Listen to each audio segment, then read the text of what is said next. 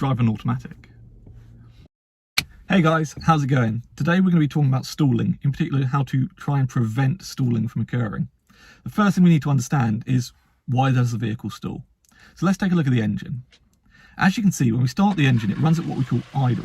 This generally is at the very bottom end of the rev range, just above where the engine is going to cut out. If we look at the chart from a dyno, we can see the more revs we have, the more power is available to us, until it trails off at the very top end. This is important because tasks that put extra load on the engine require more power. Basically, the more load you put on the engine, the harder it is for the engine to keep running. Imagine it like a push bike, where the pedals and the rear wheel are directly connected. So the things that put the most load on the engine are things like moving off, stopping, hill starts and high gears. At least with stopping and high gears, we've got momentum behind us already, and that's going to assist us. But with hill starts and moving off, we haven't got any momentum yet, which makes them the highest risk place for stalling. So let's look back at the engine. As we can see, our idle speed is already at 1000 RPM, but our wheels still aren't moving. This means we need them to come together relatively slowly so that the speed of the wheel can match the speed of the engine. Imagine a push bike where you're already pedaling and you haven't connected the power to the wheels yet. When you add that power, the chances are it will do one of two things. It will spin up the rear wheel, or more likely it's going to slow down your pedaling.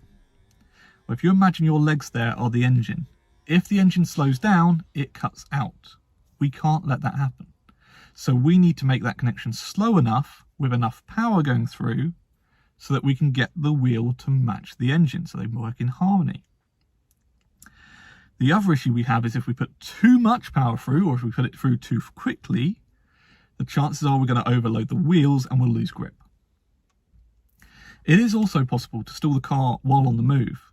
And this again is most likely going to come down to an imbalance between the speed of the engine and the speed of the wheels.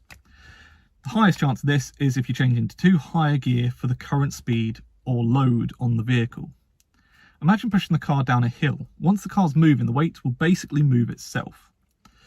When you're on level ground, it's going to take the same amount of effort to keep itself moving, which is about medium load, and then when you're going up a hill, the weight is constantly pushing back against you, which means there's extra load. And it's the same thing we expect the car's engine to deal with. The revs low down are great for low effort things like going downhill. The revs in the mid-range are good for medium effort things like moving off and building speed, and then the high end is for your very high stress situations. This means that going down a hill we can change gear a lot sooner than we can while going up a hill, basically compensating for the drop in revs. The more load on the engine, the more revs we need. The simple solution here is to keep the revs high enough that you have time to compensate for the drop in them. Hearing is a great sense for this because the lower the pitch of the engine, the lower the revs. The higher the pitch, the higher the revs, which means we can keep our eyes on the road. To make moving off easier, raise the revs to a lively hum so you can hear the drop in the revs. If you hear the revs dropping, that means there's load on the engine. We want to start to pause the clutch and increase the revs. Once they get back to their lively hum, we can then continue through our clutch while still increasing the gas.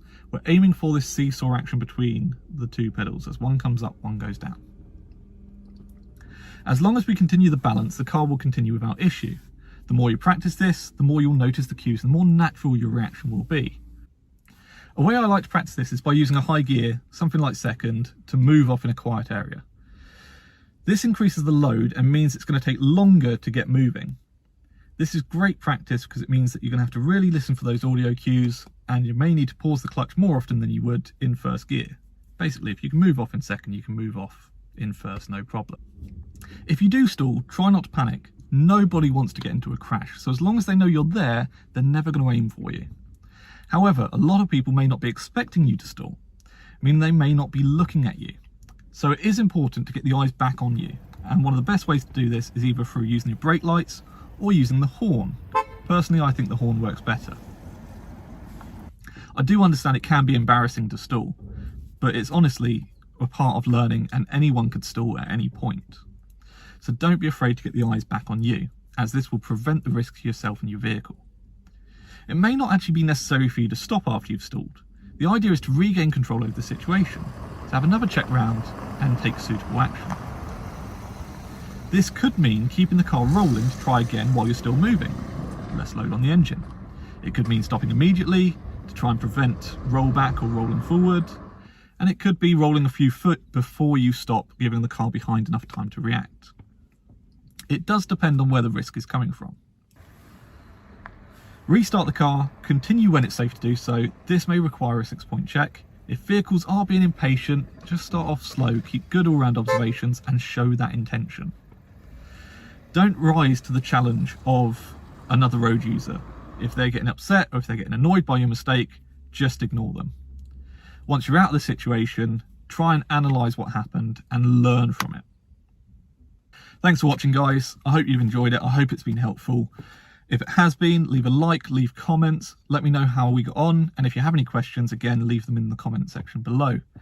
Why not think about subscribing as well? Because we've got some good content coming up, the things that you may not be learning in your driving lessons. Keep an eye out for that. Take care.